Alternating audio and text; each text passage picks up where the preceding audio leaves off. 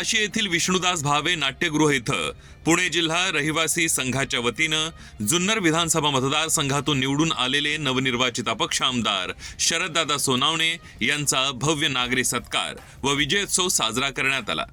या सत्कार समारंभ प्रसंगी कुलस्वामिनी कोऑपरेटिव्ह क्रेडिट सोसायटीचे अध्यक्ष व एपीएमसी भाजीपाला मार्केटचे संचालक शंकर शेठ पिंगळे, एपीएमसी फळ मार्केटचे संचालक संजय पानसरे, एपीएमसी कांदा बटाटा मार्केटचे संचालक अशोक वाळुंज, माजी नगरसेवक, माजी नगरसेविका, राजकीय, सामाजिक त्याचबरोबर विविध क्षेत्रात कार्यरत असणारी पुणे जिल्ह्यातील नवी मुंबई येथे वास्तव्य करणारे प्रतिष्ठित मान्यवर व रहिवासी, एपीएमसी मार्केटमधील व्यापारी संघटना, व्यापारी आदी मोठ्या संख्येने उपस्थित होते।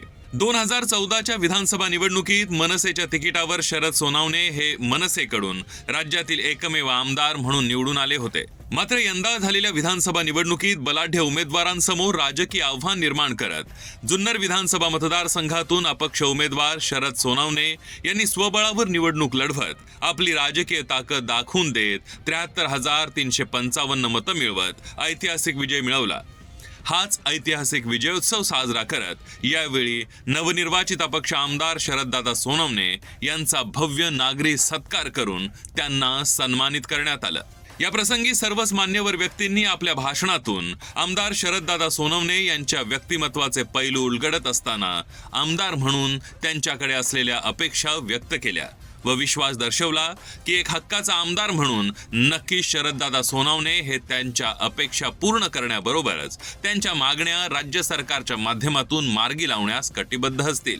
तर या प्रसंगी आपले मनोगत व्यक्त करताना नवनिर्वाचित अपक्ष आमदार शरददादा सोनावणे यांनी जुन्नर विधानसभा मतदारसंघाच्या विकासाचा अजेंडा सर्वांसमोर ठेवत त्या पद्धतीने मतदारसंघाच्या विकासाला गती देण्यासाठी येत्या काळात आपण कटिबद्ध असणार अशी ग्वाही दिली।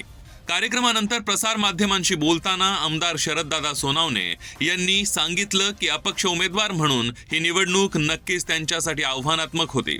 मात्र माझ्या नेतृत्वावर ठाम विश्वास ठेवत मतदारसंघातील मतदारांनी मला भरघोस मतांनी विजय करून काम करण्याची संधी दिली। पूर्वीच्या काळामध्ये लोक उपजीविकेच्या निमित्ताने महाराष्ट्राच्या कानाकोपऱ्यातून यायचे, पण जसे अनेक जिल्हे मुंबईमध्ये आले तसे पुणे जिल्ह्यातले सुद्धा आमचे पूर्वज, आमचे वाडवडील त्या अक्षरच्या मुंबईच्या फुटपाथला येत होते।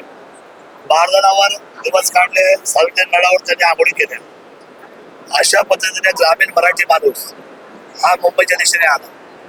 मग काय नाही, भाजी मार्केट असेल, फळ मार्केट असेल, कांदा बटाटा असेल, लिंबू मार्केट असेल, फूल मार्केट असेल, किंबहुना माथाडी कामगार असेल, या सगळ्या विविध क्षेत्रामध्ये मुंबईला भरभक्कम करण्यामध्ये मराठी माणसाचा सिंहाचा वाटा आहे। पूर्वीच्या पूर्वजांनी जे कष्ट केले ते कष्ट आताची पिढी लक्षात घेणार नाही। त्यामुळे मी पाहतो या सत्काराकडे की याच्या मागे अनेक लोकांचे कष्ट आहेत, अनेक लोकांचे आशीर्वाद आहेत, अनेक लोकांची स्वप्न जी माझ्या खात्यावर त्यांनी दिलेली आहे की आपण आमदार झालात तर आम्ही आमच्या ज्या अडीअडचणी आहेत त्या सगळ्या अडीअडचणी तुम्ही दूर केल्या पाहिजेत आणि महाराष्ट्राच्या विधिमंडळामध्ये आपण कायद्याचं राज्य जे करताय त्याच्यामध्ये चांगल्या पद्धतीचे कायदे सर्वसामान्यांच्या हिताचे तुम्ही उभे केले पाहिजे। अशा पद्धतीचा हा सत्कार मी माझ्या उघड्या डोळ्याने आज पाहतोय। जे जरूर ज्या शिवरायांनी एवढं काय दिलंय त्या भूमीला आम्हाला कदाचित मागे ठेवता येणार नाही। ही भूमी महाराष्ट्र राज्याच्या मुकुटाचे मुकुटमध्ये व्हायला पाहिजे। जो मुकुट महाराष्ट्रावर आहे त्या महाराष्ट्राचा जर सेंट्रलाइज तालुका जर विकासाचा कुठला असेल, मॉडेल कुठला असेल तर तो किल्ले शिवनेरी शिवजन्मभूमी असेल, असं मला या विजयाच्या निमित्ताने सांगितलं पाहिजे। यावेळी शंकर शेठ पिंगळे यांनी देखील असा विश्वास दर्शवला की नवनिर्वाचित आमदार शरददादा सोनावणे यांच्या माध्यमातून नक्कीच जुन्नर विधानसभा मतदारसंघाच्या विकासाला गती मिळेल व एपीएमसीशी निगडीत प्रश्न देखील मार्गी लागतील। जुन्नर तालुक्यामध्ये आदरणीय शरददादा सोनावणे हे अपक्ष म्हणून निवडणूक लढले, प्रचंड बहुमताने निवडून पुन्हा एकदा आमदार झाले। नवी मुंबईतील जी पुणे जिल्ह्यातील जो रहिवासी संघ त्या सगळी मार्केटमधल्या सगळ्या संघटना आहेत त्यांच्या वतीने आम्ही दादांचा आज या ठिकाणी सत्कार आयोजित केला होता।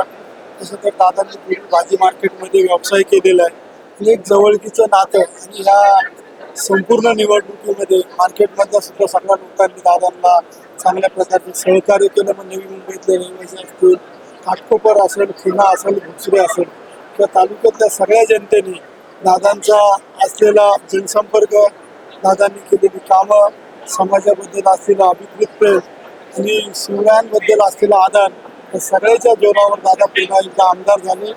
खरोखरच हा सगळा सत्कार समारंभ आयोजित करत असताना पुणे जिल्हा रहिवासी संघाला सुद्धा आनंद झालेला आहे आणि मनापासून त्यांना आम्ही ह्या आमदारकीच्या शुभेच्छा. मार्केटमधल्या ज्या अडचणी ते त्यांना माहिती आहे. मागच्या वेळी आमदार असताना त्यांनी त्यामध्ये लक्ष घालून ते प्रश्न सोडवले होते. निश्चित भविष्यात जे जे आमच्या व्यापाराशी निगडीत प्रश्न उपस्थित राहतील त्याच्याबरोबर आदरणीय दादा आमच्याबरोबर 100% राहतील आणि त्याच्याबद्दल